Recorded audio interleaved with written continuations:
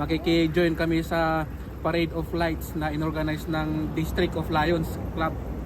So ito yung sasakyan na gagamitin namin. So kinabitan namin lagyan namin ng Christmas lights. Isang kwan lang yan. Isang 20 meters na Christmas light. Pinaikot namin sa aming truck. So ito ginawa ng mga anak ko. J&J Bar and Grill. So yan, pinaikot lang namin. Gumamit lang kami ng kwan. Lapit ka dito. Gumamit lang kami ng 3M hook.